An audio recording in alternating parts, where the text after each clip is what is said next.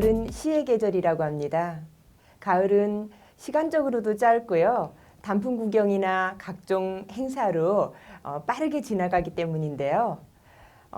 소설이나 수필집을 읽기는 너무 시간이 짧기 때문에 시를 많이 읽어서 시의 계절이라고 합니다.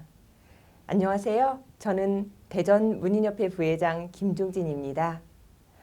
오늘 대전문인협회 손혁건 회장님과 오늘 강의를 해주신 손종우 교수님 나오셨는데요. 네, 인사 한번 해주시죠. 안녕하세요. 반갑습니다. 안녕하세요. 온라인 미디어 예술활동 지원 사업인 아트 체인지업으로 대전문학 아카데미가 선정이 되었습니다. 저희 대전문인협회에서는 4분의 강사님을 모시고 2회씩 8번에 걸쳐 문학으로 삶의 질을 업시키는 시간을 마련했는데요. 오늘은 충남대학교 명예교수이신 손종우 시인께서 지난번에 이어서 특강을 해주십니다. 먼저 손혁건 회장님께서 인사 말씀과 또 손종우 강사 소개를 해주십니다. 네, 안녕하세요. 대전문인협회 회장 손혁건입니다. 그동안 대전문인협회 회원 여러분 그리고 시청자 여러분 편안히 지내셨지요? 저희 오늘 모신 분은 손종우 시인이신데 저희 손씨 가문의 영광입니다. 예. 손종우 시인께서는 문학 박사이자 신학 박사이시죠. 1979년 중앙일보 신춘문예와 월간 문학 사상의 신상 수상으로 등단을 하셨고요. 저서로는 뿌리에 관한 비망록 등 7권의 시집이 있습니다. 근대시의 영성과 종교성이라는 학술 저서 외에 12권의 학술 저서가 있고요. 이런 문학적 업적으로 한국 비평문학상, 또 한성기 문학상, 또 MG 문학상, 문학 부문의 대전시 문화상 등을 수상하신 바 있으십니다. 그리고 10년 동안 개간 문학지 문학마당의 주관으로서 문학 발전에 기여해 오시고 계십니다. 충남 시인협회 회장과 한국 시인협회 중앙위원, 국제팬클럽 한국본부 중앙이사 등을 역임하신 바 있으시고요. 현재는 충남대학교 인문대학 국어국문학과 명예교수이시며 한국어머니재단 이사장으로 활동을 하고 계십니다. 네, 감사합니다. 지난번에 이어서 손종우 교수님께서 강의를 해주실 텐데요. 시작해 볼까요? 대전문화재단과 문화체육관광부 그리고 한국문화예술위원회에서 후원하고 대전문인협회에서 주관하는 온라인 미디어 예술활동인 아트 체인지업 대전문학 아카데미 시작합니다. 강의 중간에 교수님의 시는 제가 낭독합니다. 현대시의 이해와 시창작이라는 제목으로 손종우 교수님의 강의 끝까지 들으시고요. 좋아요, 구독 꼭 눌러주시면 고맙겠습니다. 시인이시며 충남대학교 명예교수이신 손종우 교수님을 모시겠습니다.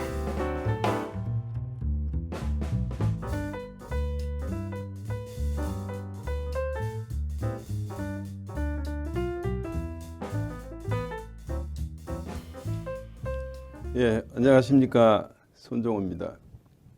지난 시간에 이어서 두 번째 문학 아카데미 시간을 갖겠습니다. 오늘 제가 말씀드릴 주제는 현대시 이해와 시 창작이 되겠습니다.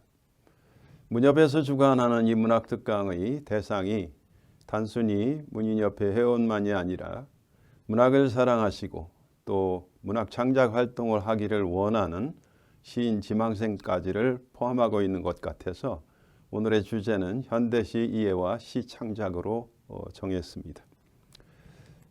그러면 먼저 시에 대한 구조적인 이해와 시 창작의 태도에 대해서 말씀을 드리고자 합니다.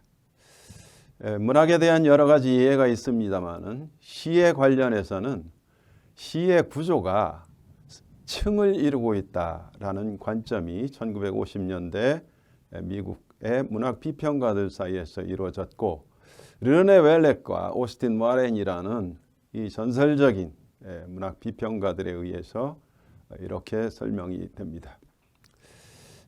우선 시라는 것을 하나의 구조로 보았을 때 제일 아래쪽에 이제 구조입니다. 이 구조의 기반을 이루는 것은 운율, 즉 리듬입니다. 그런데 이 리듬을 바탕으로 해서 시는 운율의 문학이니까요. 리듬을 바탕으로 해서 시의 구조가 세워지는데 언어 예술인지라 언어를 통해서 표현하고자 할 때 언어의 문자적 의미 차원에서 쓰여지는 시들이 있습니다. 이걸 이제 우리가 현실태라고 한다면 개인적인 독해가 가능한 상태를 말합니다. 개인 독해가 가능하다 하는 얘기는 언어의 문자적 의미에서 그리 멀지 않은 그런 의미로서 시가 쓰여졌다 하는 얘기죠. 그럼 이제 한 단계 높아지면 가능태가 됩니다.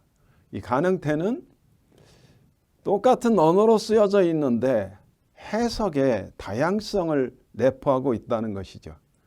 예컨대 어떤 번역된 시를 읽었을 때 그 시의 구조 속에 그 나라의 어떤 운명, 예컨대 우리나라 같으면은 1930년대에 쓰여진 시 속에 깃들어 있는 일제 탄압기에 쓰여져 있었던 그 시들 속에 나타나는 의미는 한민족의 그 운명이라는 당시에 일본의 강압적인 지배 아래 있었다는 그 한민족의 운명, 즉 집단적 독해가 전제되어야지만이 이해가 된다는 겁니다.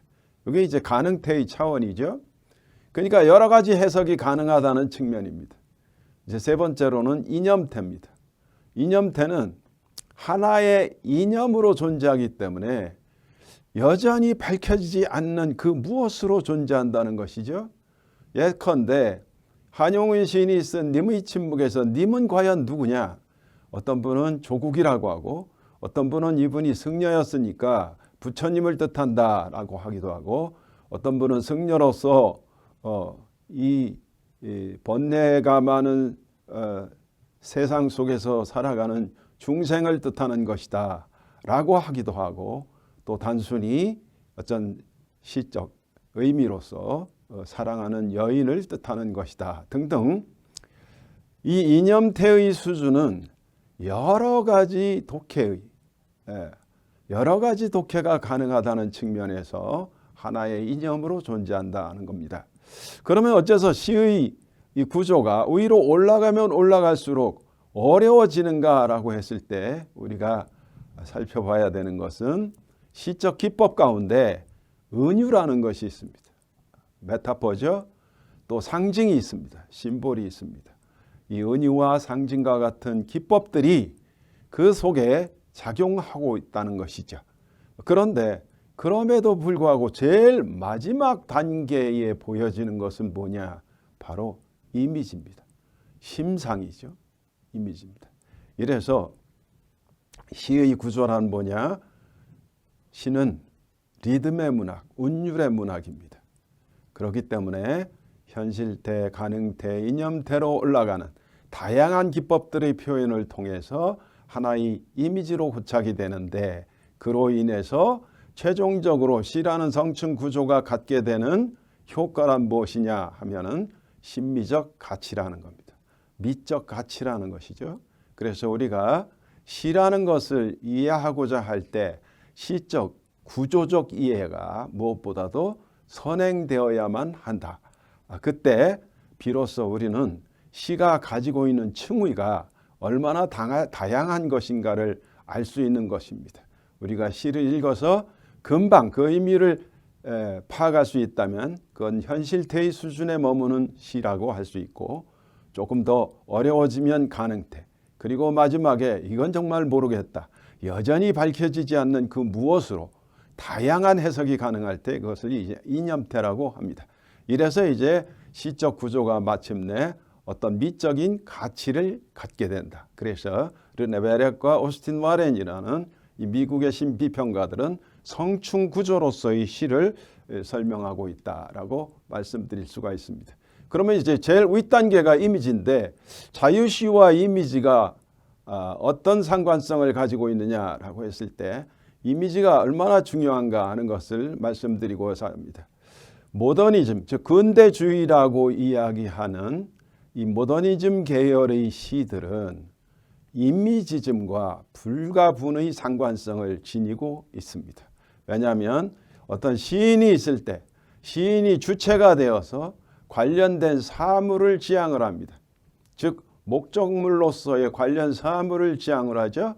그래서 체험화된 감각 영역에서 시인이 뭔가를 느끼게 됩니다.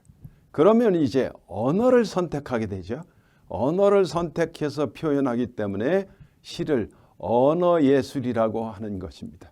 그렇기 때문에 시인은 반드시 이 감각 영역에서 어떤 사물로부터 얻어지는 반응이 있고 그 반응을 언어로 선택해서 표현할 때 그것이 시가 되는 것이다 라고 말씀드릴 수 있습니다. 그러면 관련 사물이라는 것은 뭐겠어요? 그건 바로 시인의 눈앞에 있는 사물이면서 동시에 마음속에 작용하는 심상으로서의 이미지다라고 말씀드릴 수가 있습니다.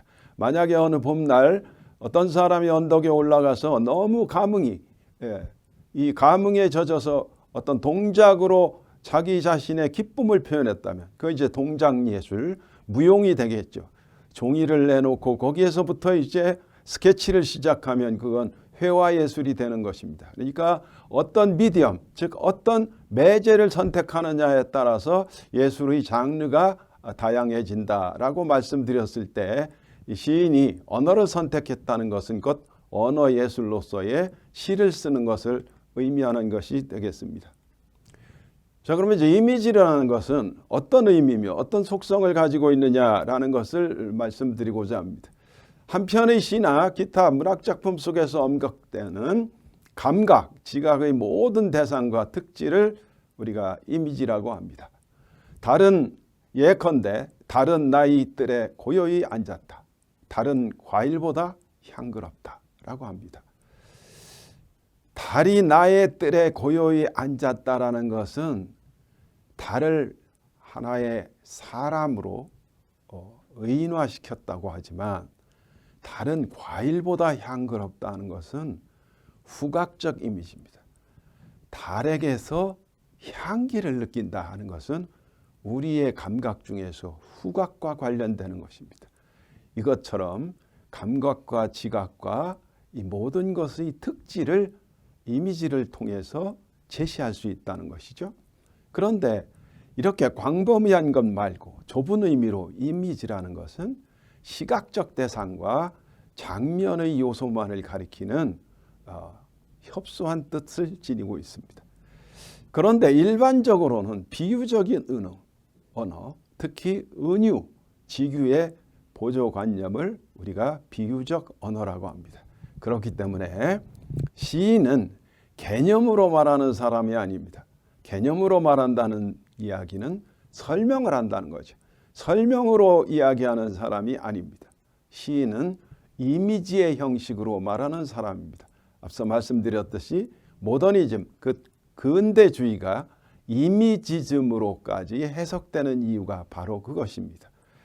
낭만주의 시절에는 어떤 감정이 솟구쳐 자발적으로 흘러넘쳐요. 자연을 보고 시인이 느끼는 그 감정을 자발적으로 표현하는 것, 감정의 자발적 유로, 자발적으로 흘러넘치는 것이 시라고 한다면 모더니즘 계열은 그저 보여주는 것입니다. 낭만주의 계열의 시들이 텔링, 말하는 것이라면 모더니즘, 근대주의의 시들은 쇼잉, 보여주는 것이다. 이래서 이미지가 훨씬 더 중요하게 대두가 된 것이다 라고 말씀드릴 수 있습니다. 그러면 이제 이미지 유형에는 어떤 것들이 있는가라고 봤을 때 우선 지각적 심상이 있습니다. 이건 우리의 감각기관을 통해서 성립되는 이미지들이죠. 시각적 이미지, 청각적 이미지, 후각적 이미지, 다양한 이미지들이 있는데 마지막에 공감각적 이미지라는 것은 잘 아시는 대로 시각적 이미지와 청각적 이미지가 결합된다든지 서로 다른 이미지들의 결합을 이야기를 합니다. 예컨대 우리가 잘 아는 김광준의 외인촌에 나오는 유명한 시구죠. 분수처럼 흩어지는 푸른 종소리 합니다. 종소리는 우리가 귀로 듣는 것인데 분수처럼 흩어진다 하니까 청각을 시각적으로 표현합니다. 그래서 청각과 시각이 결합돼서 훨씬 더 선명한 그 느낌을 가져다 줍니다. 이걸 우리가 공감각적 이미지라고 하는 거죠. 꽃처럼 붉은 울음, 서정주 시인의 문둥이라는 시의 한 구절입니다. 자, 처럼 해서 직유법을 쓰고 있지만 붉은 울음입니다. 꽃처럼 붉은 울음. 자, 한번 상상해 보세요. 꽃처럼 붉은 울음은 어떤 것일까? 얼마나 슬프고 서러우면 꽃처럼 붉은 울음을 쏟을까? 울음은 청각적인 것인데 붉은은 눈으로 보는 겁니다. 청각을 눈으로 볼 수 있다. 뭐 눈으로 느껴라 그 얘기죠. 그래서 공감각적 이미지입니다. 정한모 시인의 가을에서도 흔들리는 종소리의 동그라미 속에서 그럽니다. 자, 종소리는 청각입니다. 동그라미는 시각입니다. 청각을 시각화시키고 있죠. 이처럼 현대 시인들은 이미지와 이미지를 겹쳐서 쓰는 공감각적 이미지를 통해서 감각의 다양성을 제시하고 있습니다. 이렇기 때문에 르네 벨렉과 오스틴 와렌은 시의 성층 구조의 맨 위에 하나의 이미지를 제시하고 있다라고 볼 수 있겠죠. 두 번째, 비유적 심상이 있습니다. 비유적 이미지죠. 비유의 형태를 취하면서 나타나는 심상입니다. 글렌 브룩스는 반드시는 아니지만 이미지는 대개 비유에 의해서 제시된다 하는 유명한 말을 했습니다. 서정주의 광화문이라는 시에 광화문은 한 채의 소슬한 종교 이렇게 표현했습니다. 저 서울의 한복판에 있는 광화문은 한 채의 소슬한 종교랍니다. A = B 곧 은유법에 있어서 가장 정석을 사용했죠. 광화문이 왜 한 채의 소슬한 종교냐 하는 것은 이제 독자들의 몫이 되는 겁니다.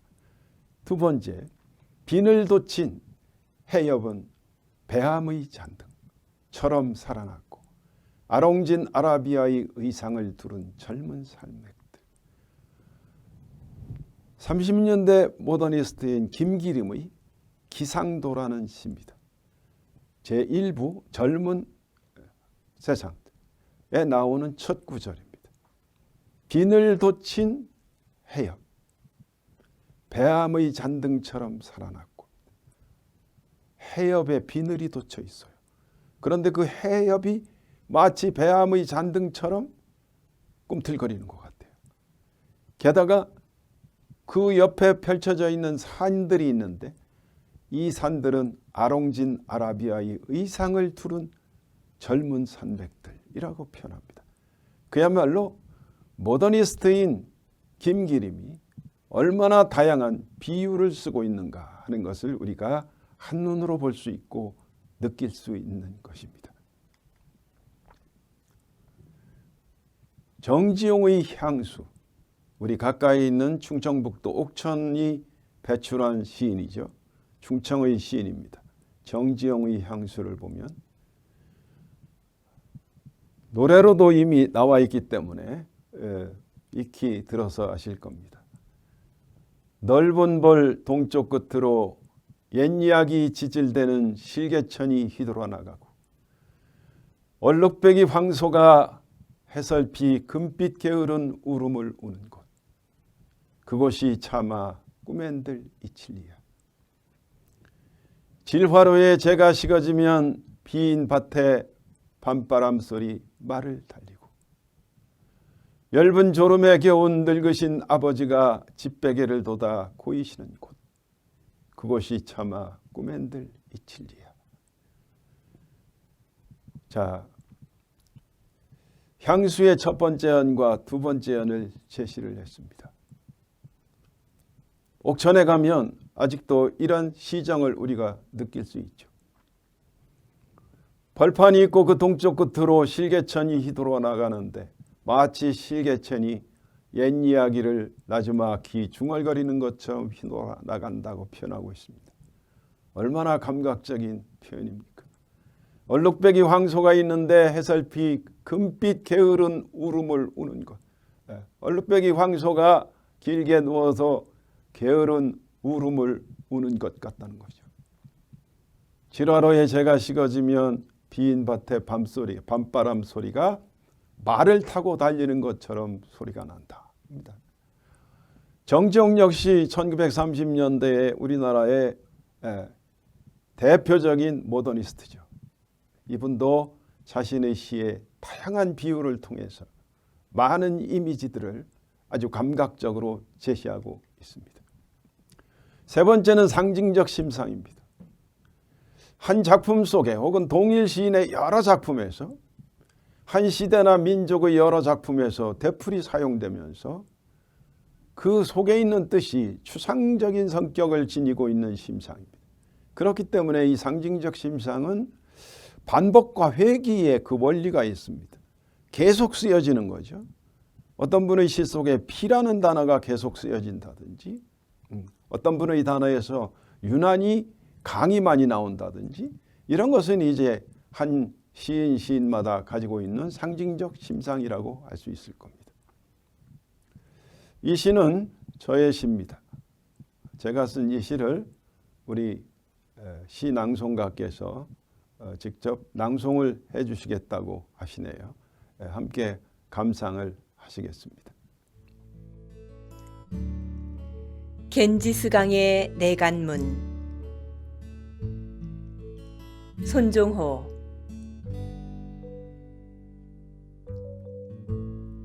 오직 사랑으로 살다가 사랑으로 죽으렴. 사랑은 널 다시 불러낼 것이란다. 강둑 멀리 망고나무 머리 위로 푸른 솜에 흔드는 바람. 뱃전에는 가르마를 타듯 흰 물살들이 흩어진다. 언제든 빈손으로 노래하며 떠나렴. 헤어짐은 놀라운 만남을 이룰 거란다. 어느새 뒤따라와 소리치는 흐린 강물이 흰 구름 한 조각. 붉은 석양은 이미 갈대숲을 물들이고 있었다. 예, 이 시 제목은 겐지스강의 내간문입니다. 제가 인도의 겐지스강에 갔을 때 그 겐지스강의 그 모든 풍광, 일체를 보면서 나름대로 느낀 점을 상징적으로 표현을 한 것입니다.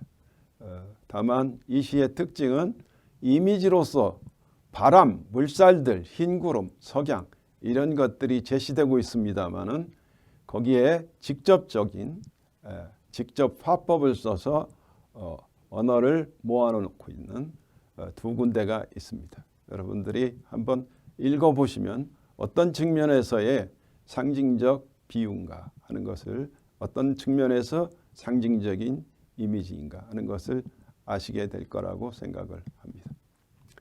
자, 끝으로 원형적 심상이 있습니다. 여러 시대에 걸쳐 여러 시인들이 되풀이해서 사용하고 있는, 그래서 시간과 공간을 초월한 자체의 보편성과 긍극성을 갖는 아주 근본적이고 원초적인 심상을 원형적 심상이라고 합니다. 예컨대 물이라는 것은 이별, 죽음 이런 것을 상징합니다. 그런데 또 시인에 따라서는 창조의 신비, 또 반대적으로 풍요와 성장을 나타내 주기도 합니다.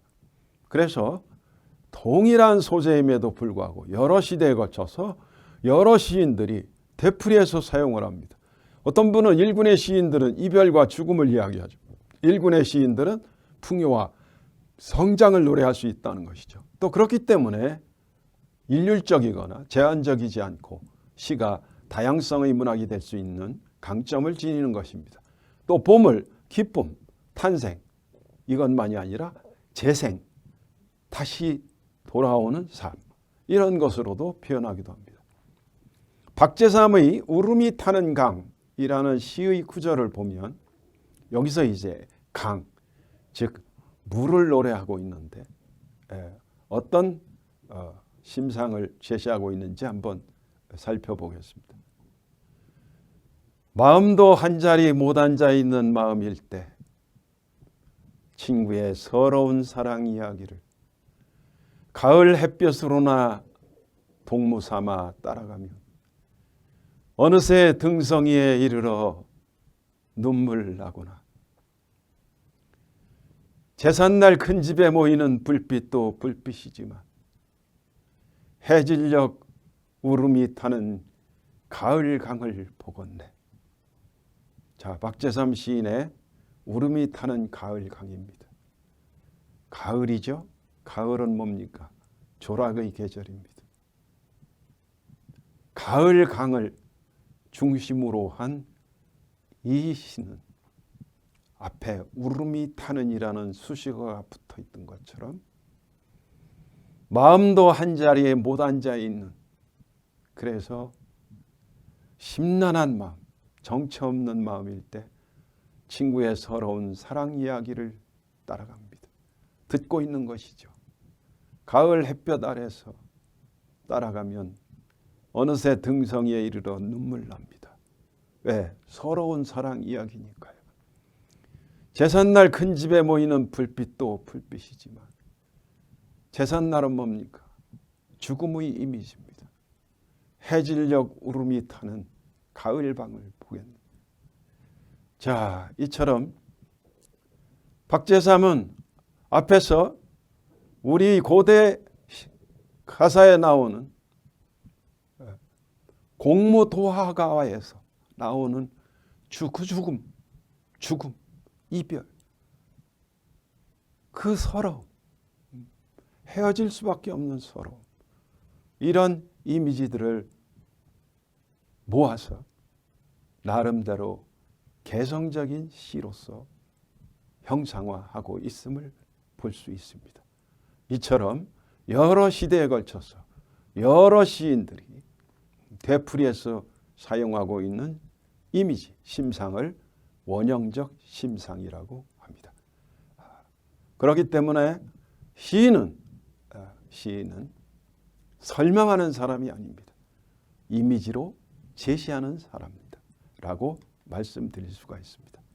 자, 그렇다면 새로운 곳을 보기 위해서는 어떤 관찰법을 가지고 있어야 되느냐 하는 것입니다. 이미지라는 것도 우리 눈에 비치는 것이 전부 풍경인데 그 풍경 속에서 내가 그 체험된 감각을 가지고 시인이 새롭게 상징화된 초상을 만들 때 그때 고려해야 될 것들이 어떤 것들이냐라는 것에 대해서 한번 살펴보고자 합니다. 궁극적으로 위대한 시인은 참신한 이미지를 그 시대에 제시하는 시인이라고 봤을 때 첫 번째, 전체를 먼저 볼 줄 알아야 된다는 것입니다. 부분에 집착하면 나무는 보는데 숲을 볼 수가 없습니다. 전체를 봐야지 편견이 사라진다는 겁니다. 정일근 시인의 바다가 보이는 교실에서 10번째 시입니다. 유리창 청소라는 시를 보면 참 맑아라. 겨우 제 이름밖에 쓸 줄 모르는 열이. 열이가 착하게 닦아놓은 유리창 한 장. 먼 해안선과 다정한 형제섬. 그냥 그대로 눈이 시린. 가을바다 한 장. 열이 착한 마음으로 그려놓은 참으로 맑은 세상 저기 있으니. 자, 시인은 제 이름밖에 쓸 줄 모르는 소학년생 열이가 유리창 청소를 했어요. 어떻게 유리창을 맑게 닦아놨는지 해안선과 멀리 보이는 섬과 가을바다가 그대로 눈에 들어와요. 그러니까 참으로 맑은 세상 저기 있는데 그 세상은 뭐냐? 기존에 있는 세상이지만 시적인 화자는 열이의 착한 마음으로 그려놓은 세상으로 봅니다. 자, 그냥 단순한 유리창 청소를 한 상태인데 시인의 눈에는 무엇이 보여요? 가을바다, 해안선, 형제선, 그것이 한 아이의 마음과 동일성을 이루고 있다는 사실을 깨달으며 감탄하고 있습니다. 두 번째는 사소한 것에 집중하라는 겁니다. 남들이 못 본 것을 볼 수 있다는 것이죠. 고운의 그 꽃이라는 시는 삼행밖에 되지 않지만 우리의 삶에 큰 충격을 줍니다. 내려갈 때 보았네. 올라갈 때 보지 못한 그 꽃. 그렇죠? 나이 들어서 보이는 것들이 있습니다. 산에 오르는 사람들은 목표가 있으니까 부지런히 산꼭대기를 향해서 나아가죠.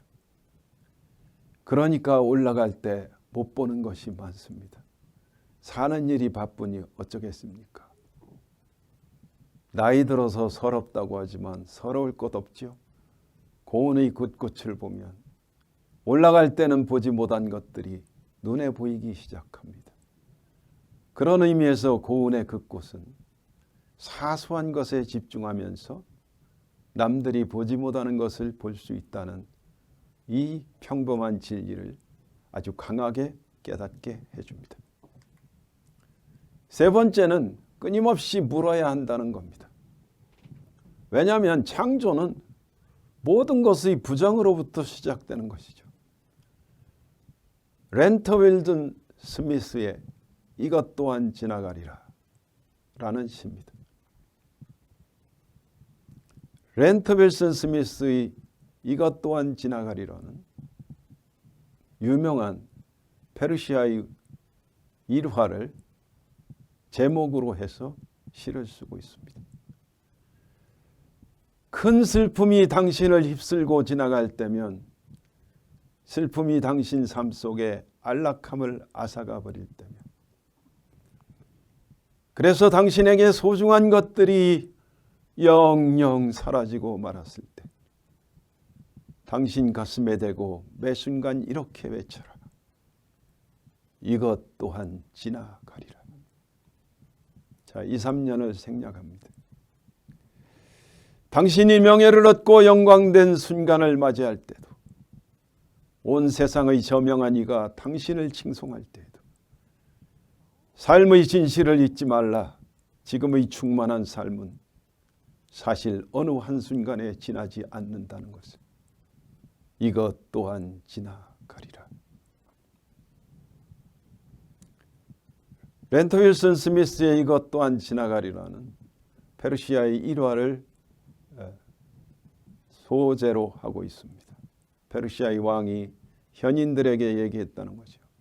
가장 슬플 때 그리고 가장 기쁠 때 동일하게 적용될 수 있는 말을 내게 해봐라 그랬습니다. 거기서 채택된 말이 이것 또한 지나가리랍니다.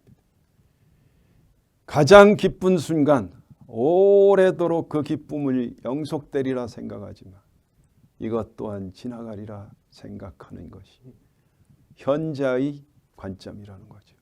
아무리 슬픈 일, 아무리 고통스러운 일이 있어도 그것 또한 지나가리라 라고 생각하는 것이 현인의 지혜라는 겁니다.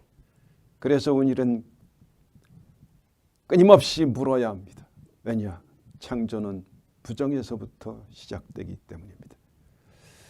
렌터 윌슨 스미스의 시는 이것을 우리에게 깨우쳐 줍니다. 네 번째, 스스로의 내면을 볼 줄 알아야 한다는 겁니다. 스스로의 내면을 볼 줄 알아야지만이 자기 내면에 있는 진실한 음성이 살아난다는 것입니다. 20세기 들어서 영성이라는 말이 많이 회자되고 있습니다. 영성이란 뭐냐? 지난 시간에 우리가 살펴봤던 인간을 이루는 세 가지 요소, 영과 마음과 몸이 균형과 조화를 이룰 때 그것을 영성이라고 합니다. 영성주의자란 곧 영과 마음과 몸이 조화와 균형을 이룰 수 있도록 노력하는 자들, 그것을 추구하는 자들이 바로 영성주의자들이죠. 오드리 헵번이라는 1960년대의 유명한 여자 배우, 세계적인 사랑을 받은 여자 배우가 있습니다. 그는 나이 들어서 죽을 때 되어서야 비로소 스스로의 내면을 보는 단계에 접어든 것 같습니다. 스스로의 내면을 볼 줄 아는 사람은 그 안에 진실한 음성이 살아나게 됩니다. 오드리 헵번이 마지막 유언처럼 남겨놓은 시입니다. 어떤 분은 시라고 하고 어떤 분은 유언이라고 하는데 형식이 무슨 의미가 있겠습니까? 내용이, 의미가 가장 중요한 것이죠. 아름다운 입술을 갖고 싶으면 친절한 말을 하라. 사랑스러운 눈을 갖고 싶으면 사람들에게서 좋은 점을 보아라. 날씬한 몸매를 갖고 싶으면 너의 음식을 배고픈 사람과 나누라. 아름다운 머리카락을 갖고 싶으면 하루에 한 번 어린이가 손가락으로 너의 머리를 쓰다듬게 하라. 아름다운 자세를 갖고 싶으면 결코 너 자신이 혼자 걷고 있지 않음을 맹세해서 걸어라. 사람들은 상처로부터 복구되어져야 하며 낡은 것으로부터 새로워져야 하고 병으로부터 회복되어야 하고 무지함으로부터 교화되어야 하며 고통으로부터 구원받고 또 구원받아야 한다. 결코 누구도 버려서는 안 된다. 기억하라. 만약 내가 도움을 주는 손이 필요하다면 너의 팔끝에 있는 손을 이용하면 된다. 내가 더 나이가 들면 손이 두 개라는 것을 발견하게 될 것이다. 한 손은 너 자신을 돕는 손이고 다른 한 손은 다른 사람을 돕는 손이다. 오드리 헵번의 마지막 유언입니다. 이런 시는 어떤 것도 덧붙일 필요가 없죠. 그야말로 진실한 음성이니까요. 진실만큼 우리를 감동시키는 시가 어디 있겠습니까? 자, 지금까지 우리는 독창성이라는 것을 어떻게 추구할 수 있는가에 대해서 살펴보았습니다. 마지막으로 시적 언어와 디카의 결합에 대해서 말씀드리고자 합니다. 지난 시간에 상상력에 대해서 말씀을 드렸고요. 그 상상력에 따라서 시 속에서의 화자를 어떻게 정할 것인가, 시 속에서 나를 어떻게 표현할까라고 했을 때 주체의 문제, 즉 시적 화자의 문제에 대해서 논했습니다. 오늘은 이미지를 중심으로 근대주의, 모더니즘 시의 가장 두드러진 핵심 요소인 이미지에 관해서 이야기를 했습니다. 그리고 독창적인 시세계를 가꾸기 위해서는 어떤 것들이 필요한가라는 것을 말씀드렸습니다.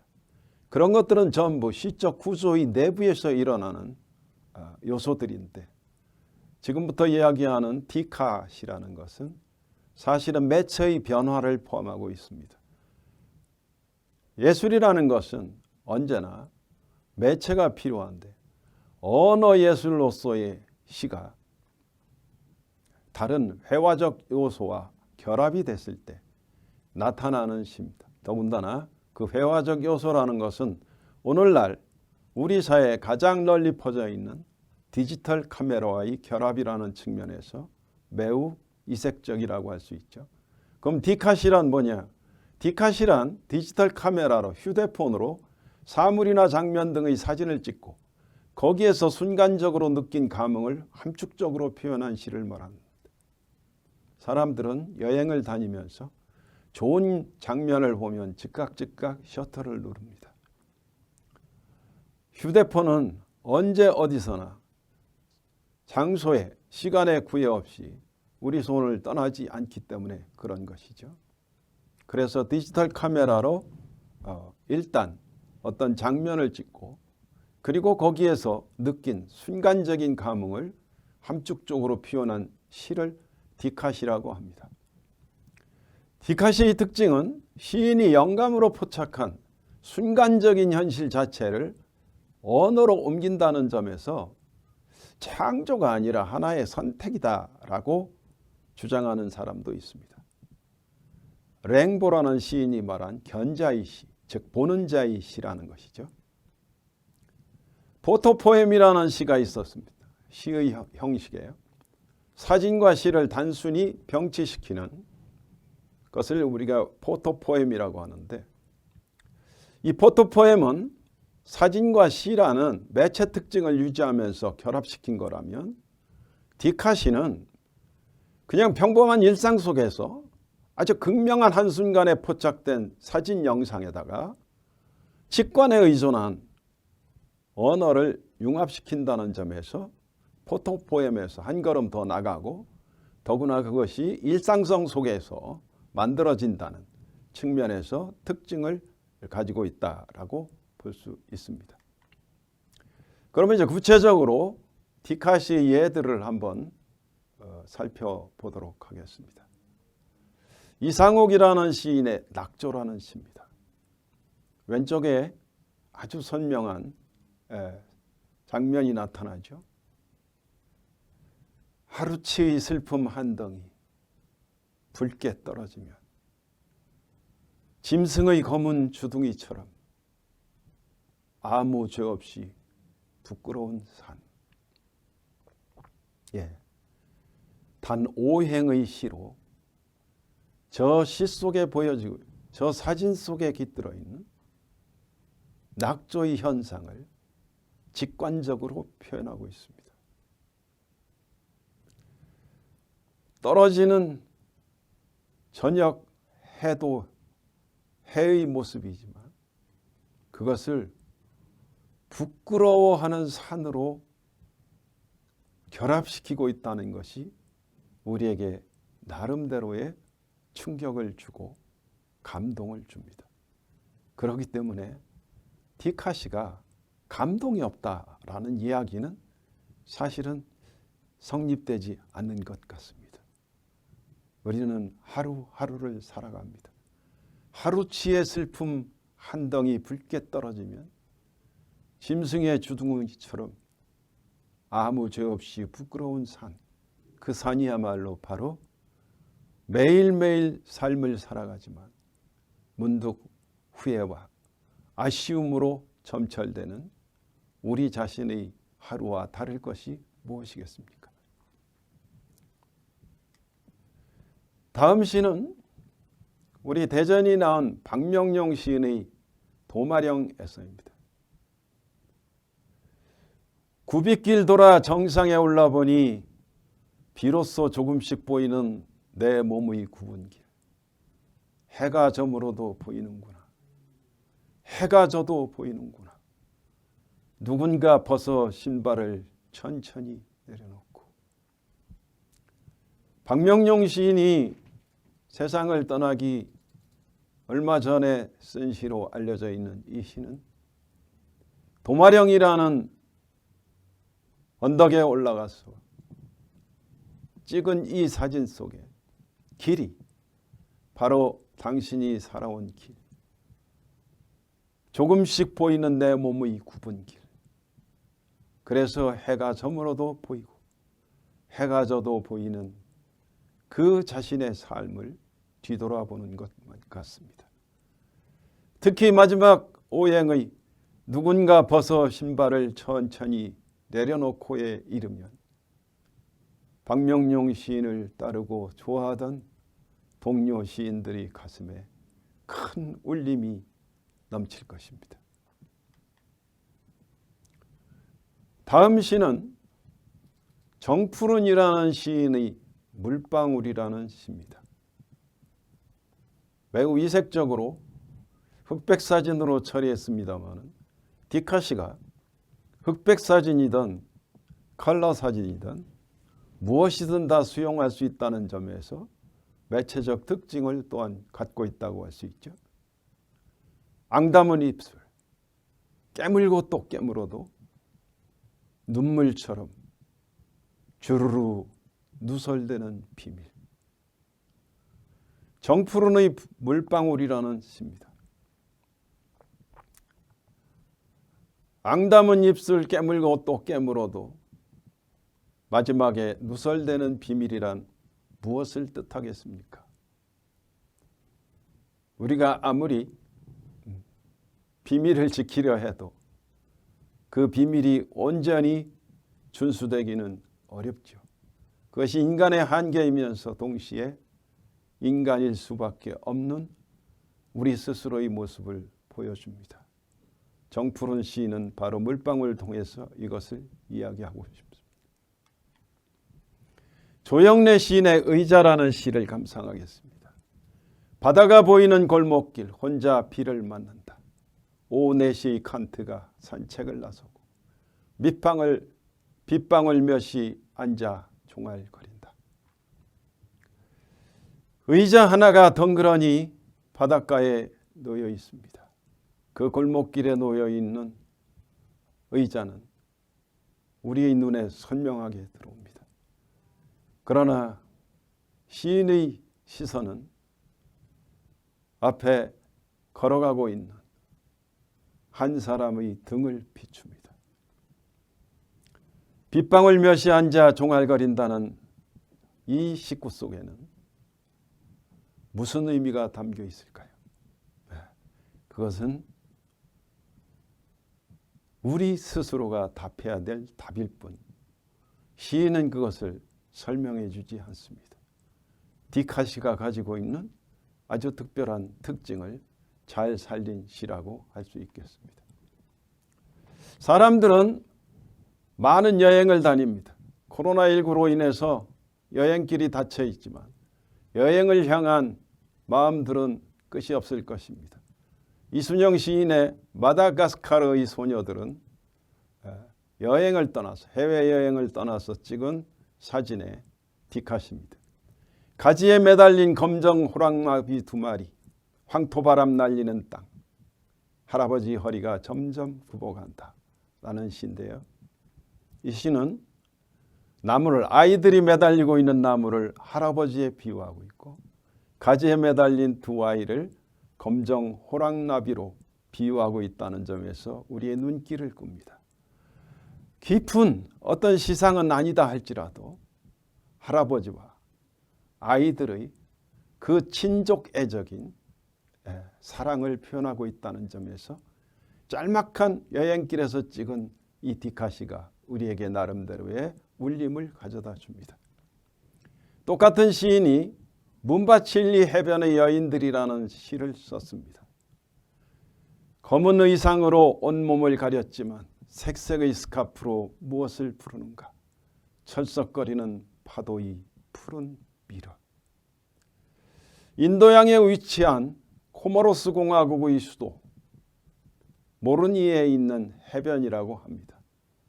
이곳은 수니 이슬람 교도들이 많아서 그런지 여전히 여자들이 저렇게 긴 머플러로 또 검은 의상으로 자기 자신을 가리고 있습니다.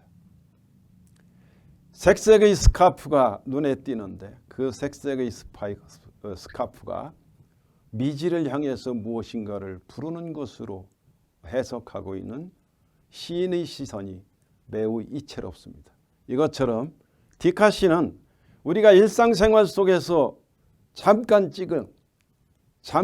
촬영하는 그 한 장면 한 장면에 직관적인 언어를 입혔을 때 얼마나 의미가 깊은 시들이 탄생하는가 하는 것을 잘 보여주고 있습니다. 그렇기 때문에 시가 어렵다고 생각하시는 분들은 스스로 찍은 이 사진에 의미를 넣어서 한번 시를 써보는 것도 좋은 시 창작의 초보길이 될 수 있다라고 생각을 합니다. 자, 마지막 디카시입니다. 이것은 사실은 제가 쓴 시입니다. 제목은 피라미스의 꿈이고요. 우리의 내면에는 저마다 하나씩의 층계가 있다. 어떤 이는 내려가 어둠에 묻히고 어떤 이는 올라가 스스로 무한을 이룬다. 5행으로 이루어진 이 시는 제가 피라밋이라고 피라미스의 꿈이라는 제목을 붙였지만요. 오른쪽에 층계가 있습니다. 우리 내면에는 누구나 다 층계가 있죠. 지난 시간에 말씀드린 것처럼 데이비드 호킨스 박사는 우리가 사는 세상에 어떻게 반응하는가에 따라서 세상이 바뀐다 했습니다. 다시 말하자면 우리 생각에 따라서 세상이 창조된다는 것입니다. 새로운 세상의 창조, 낡은 세상의 창조. 뭐 어떤 것을 선택해야 되는가 하는 것은 우리 각자의 몫입니다. 왜냐하면 우리 내면에는 하나씩의 층계가 있기 때문에요. 어떤 분은 내려가서 어둠에 묻히고 결국은 데이비드 호킨스가 이야기한 의식의 단계 중에서 가장 아래쪽 단계까지 내려가 스스로 자신의 목숨을 끊는 그런 비극적인 결말을 맺을 수도 있죠. 그러나 어떤 사람은 위로 올라가 그야말로 무한을 이루는 완전한 자유의 경지에 이를 수도 있습니다. 또한 스스로 원하는 바를 성취하면서 우리가 사는 세상을 바꾸고 성취의 꿈을 온전히 누릴 수도 있을 것입니다. 2시간에 걸쳐서 저는 현대시를 이야기했습니다마는 단순히 시를 이야기하지 않고 우리의 삶과 우리의 생각의 변화가 어떻게 얼마나 무서운 힘, 얼마나 위대한 힘을 가지고 있는가에 대해서 강조해 왔습니다. 시는 곧 인생을 표현하는 인생의 문학이고 인생의 예술이기 때문에 그렇습니다. 우리 삶과 결합되지 않은 시는, 문학은 생명이 없는 시요 생명이 없는 문학이라고 할 수 있기 때문에 그렇습니다. 여러분들 내면의 층계를 타고 올라가셔서 무한을 이루는 큰 꿈을 반드시 성취하시는, 그래서 미래의 자기 자신에게 선물을 보내는 위대한 시의 세계로 진입하시기를 간절히 바라면서 오늘 강의를 마치고자 합니다. 감사합니다. 온라인으로 함께한 손종우 교수님의 강의, 현대시의 이해와 시창작 잘 들었습니다. 아까 제가 시 낭독을 했는데요. 시는 낭독과 낭송과 시 쓰기가 이해의 부분에서 아주 많이 다른 것 같습니다. 손종우 교수님의 시창작 강의가 시 쓰는 사람들뿐만이 아니고 일반인들에게도 많은 도움이 되기를 바랍니다. 이것으로 온라인 미디어 예술활동 지원 사업인 아트 체인지업 대전문학 아카데미 손종우 교수님의 편을 모두 마칩니다. 네, 좋아요, 구독 꼭 눌러주시기 바랍니다.